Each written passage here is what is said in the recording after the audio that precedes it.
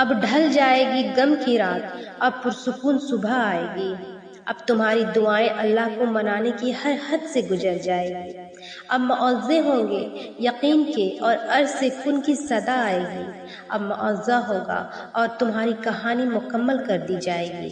اب حکم ہوگا رحم کا اور لکھی ہوئی تقدیر بدل جائے گی۔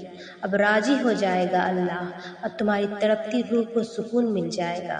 اب تمہارے لیے عطا کے دروازے کھلیں گے۔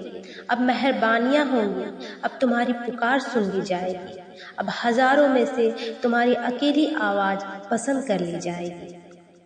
وہ جو مشکل آنے سے پہلے ہی ٹال دیتا ہے، تمہیں کیا لگتا ہے وہ نہیں جانتا تم کس دکھ میں ہو؟ وہ جو پتھر میں سے پانی نکال سکتا ہے، تمہیں کیا لگتا ہے وہ لا حاصل کو حاصل میں نہیں بدل سکتا؟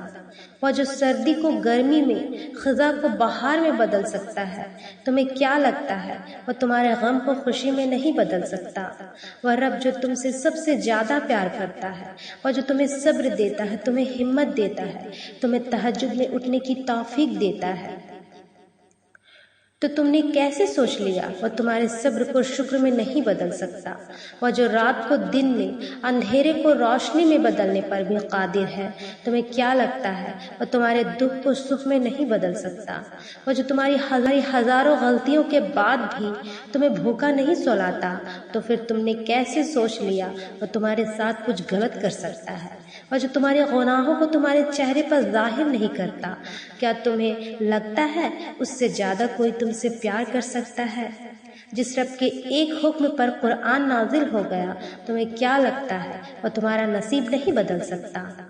آج جو تمہاری دعاؤں کا حصہ ہے نا، دیکھنا ایک دن تمہاری زندگی کا حصہ ہوگا۔ جو تم مانگتے ہو اللہ سے تڑپ کر، رو کر، دیکھنا ایک دن حقیقت میں تمہارے سامنے ہوگا۔ یوں ہی نہیں پا لیا تہجد کا سجدہ تم نے، کچھ تو ہے ایسا ناممکن جو تمہارے لیے ممکن ہوگا۔ وہ رب جو مالک کن فیکن ہے، تمہاری چاہت کو اس نے اپنی چاہ میں بدلنا ہوگا۔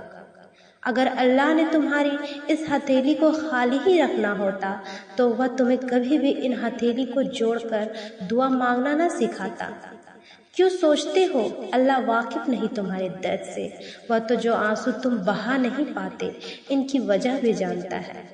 خلاصوں کی حقیقت تمہیں ابھی شاید سمجھ میں نہ آئے، مگر ایک دن ایسا بھی آئے گا جب سارے راز تم پر کھل جائیں گے اور تم جان جاؤ گے کہ جہاں تم آج ہو وہاں تک پہنچنے کے لیے اس تکلیف سے گزرنا کتنا ضروری تھا جسے تم سزا سمجھا کرتے تھے، کیونکہ بے سکونی کے بعد اللہ ایسا سکون دے دیتا ہے کہ پھر بے چینی کبھی روح کا حصہ نہیں بن پاتی۔